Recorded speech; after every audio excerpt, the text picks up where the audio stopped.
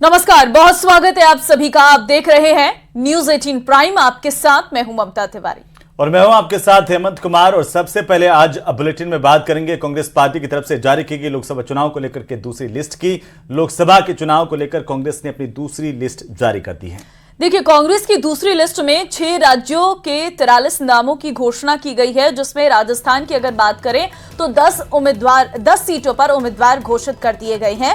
बीकानेर से गोविंद मेघवाल, चूरू से राहुल कस्वा, झुंझुनू से ब्रजेंद्र ओला और अलवर से ललित यादव को टिकट दिया है। तो साथ ही भरतपुर से संजना जाटव को कांग्रेस पार्टी ने अपना प्रत्याशी बनाया है। वहीं टोंक से हरीश मीणा कांग्रेस के प्रत्याशी होंगे। जोधपुर से करण सिंह उचियार्डा का टिकट फाइनल हुआ है और उन्हें प्रत्याशी बनाया गया। तो साथ ही जालोर सिरोही सीट से वैभव गहलोत कांग्रेस पार्टी के प्रत्याशी होंगे।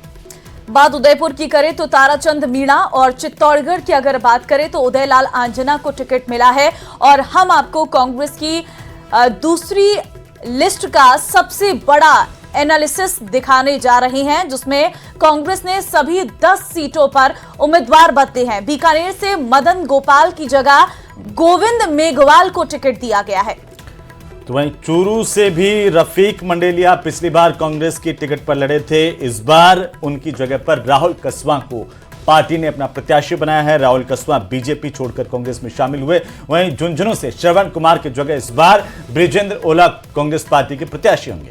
बात भरतपुर की करें तो भरतपुर से अभिजीत जाटव की जगह संजना जाटव को टिकट दिया गया है। टोंक से नमो नारायण मीणा की जगह हरीश मीणा को टिकट दिया गया है। उदयलाल आंजना को चित्तौड़गढ़ से टिकट दिया है। और पिछली बार जालोर सिरोही सीट से ही उदयलाल आंजना कांग्रेस के प्रत्याशी थे, लेकिन देवजी पटेल से उन्हें शिकस्त का हार का सामना करना पड़ा।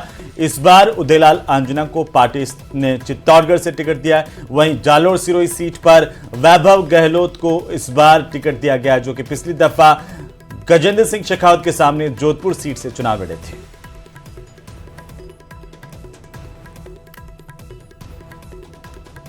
गोविंद राम मेघवाल, राजस्थान चूरू राहुल कस्वाल, राजस्थान झुंझुनू ब्रजेंद्र ओला, राजस्थान अलवर ललित यादव, राजस्थान भरतपुर मिसेस संजना जाधव, राजस्थान टोंक सवाई माधोपुर हर्षचंद्र मीणा, जोधपुर राजस्थान करण सिंह उचियार्डा, राजस्थान जालोर वैभव गहलोत, राजस्थान उदयपुर ताराचंद मीणा, राजस्थान चित्तौड़गढ़ उदयलाल आंजना, उत्तराखंड तेहरी गरवाल जोत सिंह गुनसोला। तो वहीं मंगलवार को जैसलमेर में एक लड़ाकू विमान हादसे का शिकार हो गया। राहत की बात यह रही कि हादसे में कोई हताहत नहीं हुआ। बहरहाल जो लड़ाकू विमान क्रैश हुआ उसकी पूरी दुनिया दीवानी है। ये खास रिपोर्ट देखिए।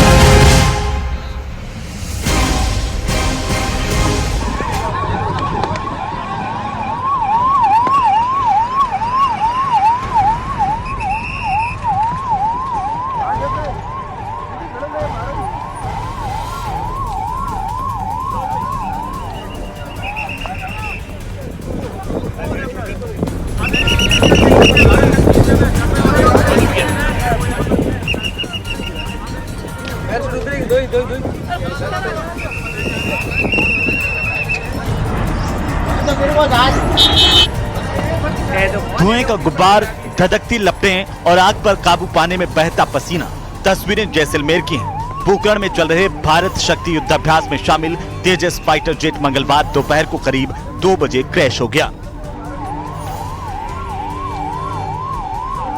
हम इस वक्त खड़े हैं भील छात्रावास के पास, जहां एयरफोर्स का जो प्लेन है वो गिर गया है, जिसका मलबा हटाने के लिए जेसीपीयां मौके पे पहुंचे और आग पर फायर ब्रिगेड की टीमों ने काबू पा लिया है। जैसलमेर के प्रशासन अधिकारी, पुलिस के आला अधिकारी, जवान मौके पे पहुंचे हैं। प्लेन के क्रैश होने की सूचना मिलते ही जैसलमेर में हड़कंप मच गया, क्योंकि प्रधानमंत्री नरेंद्र मोदी, रक्षा मंत्री राजनाथ सिंह व सूबे के मुख्यमंत्री भजन लाल शर्मा इस वक्त एशिया की सबसे बड़ी फील्ड फायरिंग रेंज पोखरण में तीनों सेना का युद्धाभ्यास देखने पहुंचे हैं। तेजस जैसलमेर शहर से 2 किलोमीटर दूर जवाहर नगर स्थित भील समाज के हॉस्टल पर जा गिरा। बताया जा रहा है कि हवा में लहराता हुआ तेजस जवाहर कॉलोनी में स्थित भील समाज के हॉस्टल में घुस गया। हादसे की सूचना पर पुलिस प्रशासन के आला अधिकारी मौके की तरफ दौड़े। राहत की बात यह रही कि उस वक्त कमरे में कोई नहीं था। आगे की कहानी चश्मदीद की जुबानी। जब भी एक प्लेन क्रैश हुआ, मैं रूम के अंदर सो रहा था, ठीक है। जैसे मतलब एक लंबी सी आवाज़ आई, जैसे प्लेन उड़ता है ना, उसकी आवाज़ आती है, इस तरह लंबी सी आवाज़ आई। फिर ये आवाज़ ज़्यादा मतलब बढ़ने लगी, ऐसे नहीं होने लगी। जैसे मतलब आवाज़ लंबी होते होते अचानक से धमाका हो गया।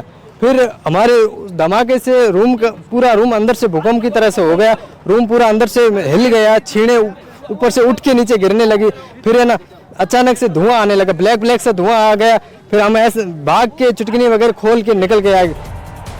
मिली जानकारी के मुताबिक ये फाइटर जेट युद्धाभ्यास में शामिल होने जा रहा था, लेकिन सबसे बड़े आश्चर्य की बात यह रही कि हॉस्टल से 1 किलोमीटर दूर पायलट सुरक्षित मिल गया, जिसे अस्पताल भेजा गया।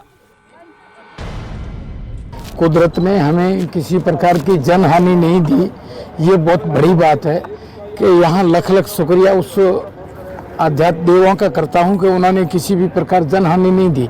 कमरे के पास में सोया हुआ आदमी बिल्कुल सेफ मिल गया। पायलट ने भी बहुत ट्राई की होगी ग्राउंड में उतारने की, लेकिन ये अलग चीज़ है।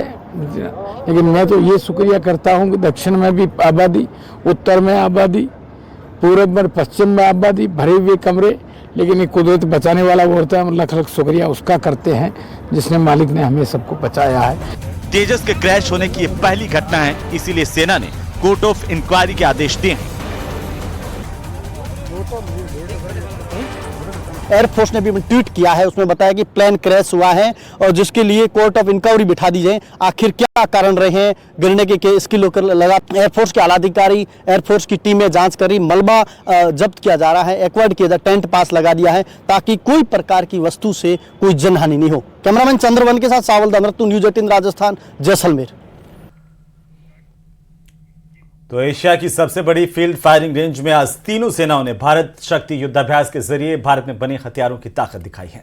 और इस युद्धाभ्यास को देखने के लिए प्रधानमंत्री नरेंद्र मोदी भी जैसलमेर जिले के पोखरण फील्ड फायरिंग रेंज में पहुंचे। देखिए भारतीय सेनाओं के शौर्य को दिखाती है रिपोर्ट।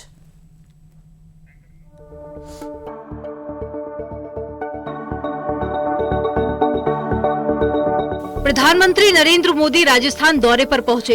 इस दौरान उन्होंने पोखरण में फील्ड फायरिंग रेंज में भारत शक्ति अभियान को देखा। यही तो भारत शक्ति है। हमारे पायलट्स आज भारत में बने तेजस लड़ाकू विमान, advance light helicopter, light combat helicopter उड़ा रहे हैं। यही तो भारत शक्ति है।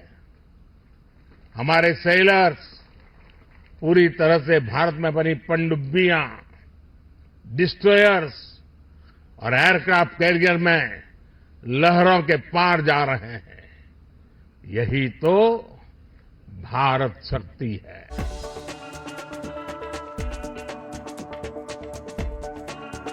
ये जमीन, वायु, समुद्र, साइबर और अंतरिक्ष में खतरों का मुकाबला करने के लिए भारतीय सशस्त्र बलों की क्षमताओं का प्रदर्शन है। अभ्यास में T-90, IM टैंक, धनुष और सारंग गन सिस्टम, आकाश हथियार सिस्टम, लॉजिस्टिक्स ड्रोन, हल्के हेलीकॉप्टर, ALH और मानव रहित ड्रोन शामिल थे।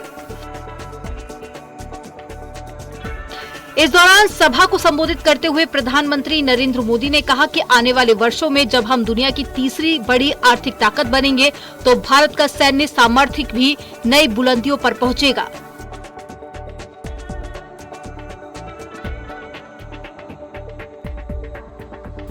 इस दौरान रक्षा मंत्री राजनाथ सिंह और राजस्थान के सीएम भजन लाल भी मौजूद रहे।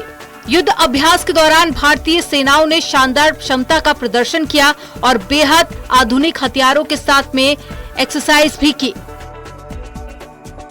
भारतीय सेना का ये शौर्य देखते ही बन रहा था। Bureau report, news 18। तो आज कांग्रेस ने अपनी दूसरी लिस्ट जारी कर दी है, जिसमें चूरू से कांग्रेस ने टिकट जारी किया है। राहुल कसवा को टिकट दिया है दिल्ली। सीधे हमारे संवाददाता लखवीर उनके पास चलते हैं। Lakhvir, over to you.